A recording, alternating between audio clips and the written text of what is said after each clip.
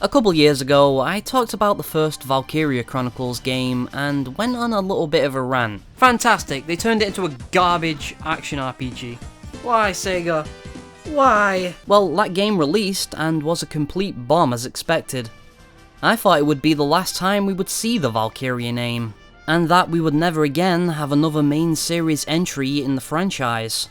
Especially not as a big home console release. Fast forward about a year, and these fears were proven to be false. We got a trailer for Valkyria Chronicles 4, and it looked pretty damn good. It looked like a Valkyria Chronicles game. The funny thing is, this game was in development around the same time as Revolution, so all it would have taken for Sega to ease fans' worries was to just announce that. Instead, they led us to believe that this was the new direction of the series. Boring action gameplay with no strategy.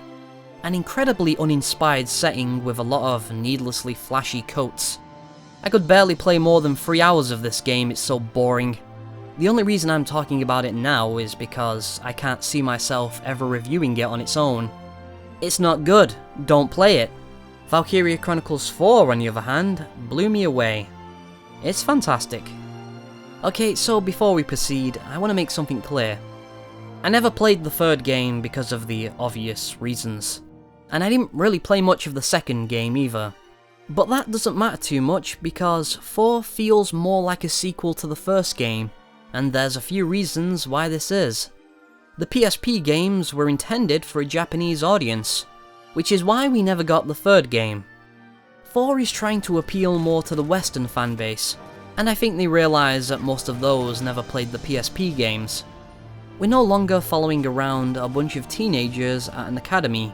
We're playing as adults from the Federation on the front lines of the Second European War, the same war that was fought during the first game.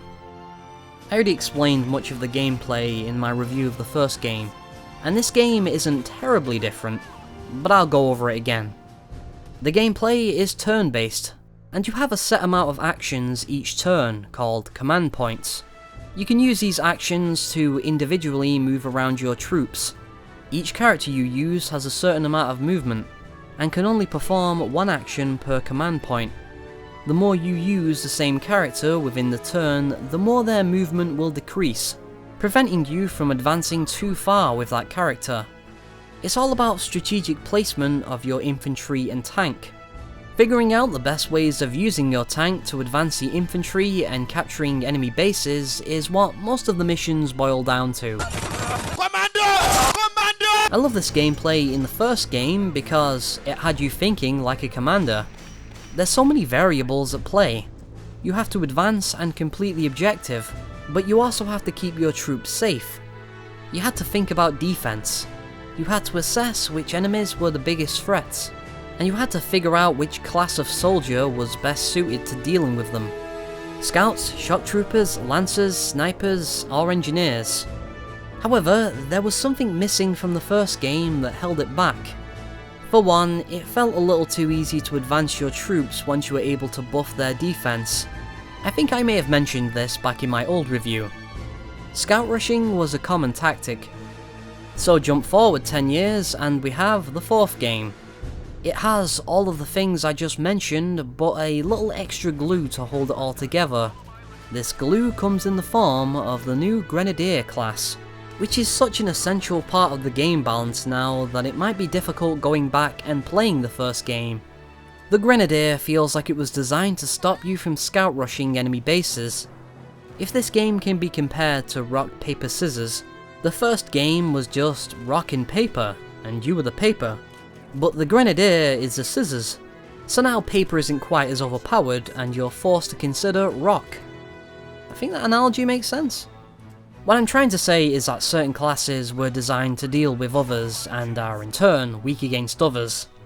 As already mentioned, the Grenadier can make short work of scouts and shock troopers, but are vulnerable against other grenadiers and snipers. In addition to this are a whole slew of new game balances. The Lancer is no longer a mandatory class that you have to place on the field. Leader characters would give you an extra command point just by being on the field. And since Largo was one of these in the first game, I would always deploy him and have him sit at the starting base with nothing to do. What else would he do? He doesn't have enough movement to get anywhere, and if you need to dispatch a tank, which is the only purpose of the Lancer class, you just use your tank. In VC4, the leader types you will have to deploy are a Grenadier, Riley, a Sniper, Kai, a Shock Trooper, Raz, and later in the game, a Scout and whatever you want. You have the option of assigning a single character as a leader, which is pretty cool and stops them from being killed. Oh yeah, I forgot to mention, this game has permadeath if you don't rescue your downed allies in time. In this one, you can sometimes perform a last stand, where your downed unit becomes invincible and gets one free action.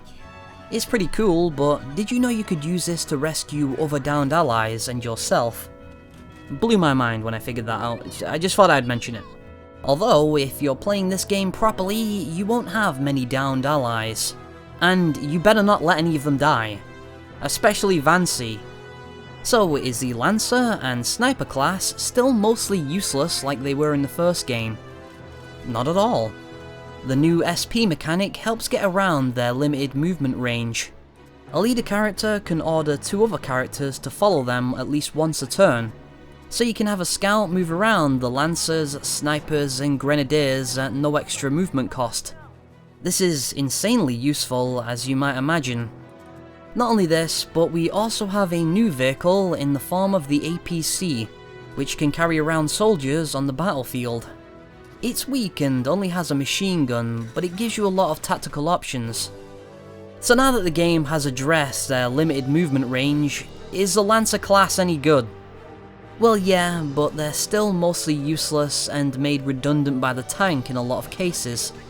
The game tries to remedy this by making them required to clear a few missions, but they're still the only class you can ignore for the most part. Which is fine, I guess. Like I said, you're no longer forced to use one on every mission.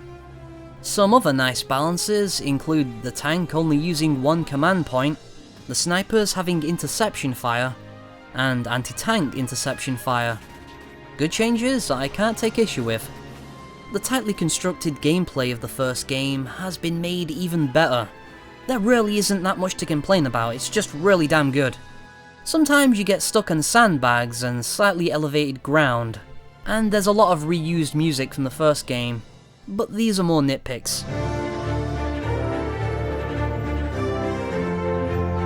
Now let's move on to the story. The first third or so of the game doesn't have too many surprises and is there to ease you back into things. I was a bit indifferent towards the story of the first game at times. It had its shining moments, but like the gameplay, there was something missing. The characters always felt a little off to me. And what was up with the pig with wings? That was just weird. I much preferred the core cast of this game.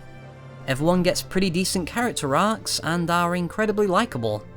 I actually missed a lot of them when the game ended, which is more than I could say for the cast of the first game. Not trying to throw shade at my boy Welkin though. It is subjective and not a particularly decent critique, but the characters of VC4 just felt more genuine. I think it has a lot to do with the better voice acting as well. One of the interesting things about these games is that there's a lot of characters. You're in an army, so you're surrounded by lots of different faces. No game captures this better than Valkyria Chronicles, it really must be said. But I criticised the first game for not putting enough emphasis on the non-main characters. What little personality they had to be taken from their battle potentials, appearance, voice lines, etc.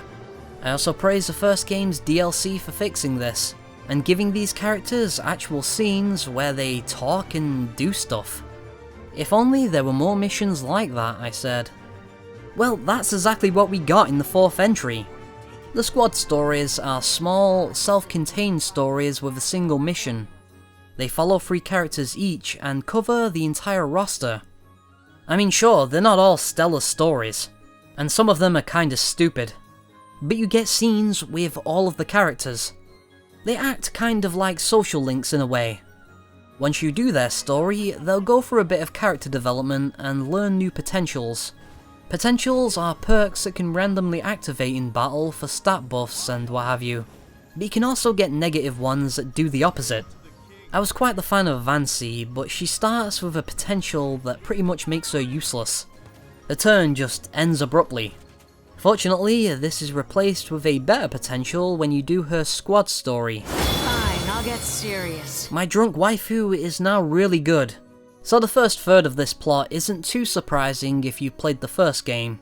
The interesting parts come when you meet up with the Centurion, which is a snow cruiser that's specifically designed for ploughing through the Empire's frozen seas. The Centurion is your Macross essentially. It's the awesome base of operations from which you'll deploy. It's a great plot device because it confines all the characters to one location with a single goal. The plot feels a lot more urgent because of this. It also doesn't get bogged down with the on-the-nose, Darkson racism stuff. It's still there because it's deeply ingrained within the setting, but there's nothing front and center like there was in the first game. We get it, they're an allusion to Jews. I'm not going to spoil anything, but this story does go in some unexpected directions. It's not perfect, there are some hiccups along the way, but I was thoroughly invested, especially towards the end. There are some damn good scenes in here. Like I mentioned earlier, you'll be quite attached to the crew of the Centurion, and it's an experience I'm sure a lot of us will revisit every now and then. I can easily see this becoming a cult classic. With that being said, I probably wouldn't recommend it to someone who isn't at least a bit partial to Japanese storytelling. I know a lot of people had a hard time getting over the light-hearted tone of the first game, even though it's a war is hell type story. And while VC4 is easy to take seriously since its plot and tone is better, you need to ask yourself this: can I enjoy anime?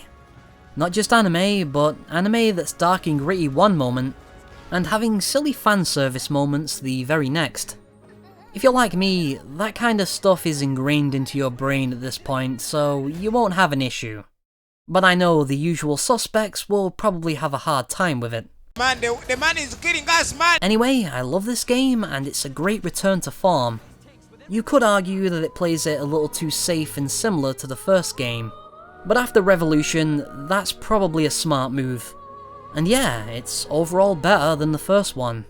There's even much more interesting post-game content with a higher level cap. Great job, Sega. But for the love of God, ease it on the random memes and movie references in the localization. There's even an arrow to the knee joke in there. I'm not kidding, that's an actual thing that happens in this game. I took an arrow to the knee! I want to end on a positive note though, so I'll say it again. Great job, Sega.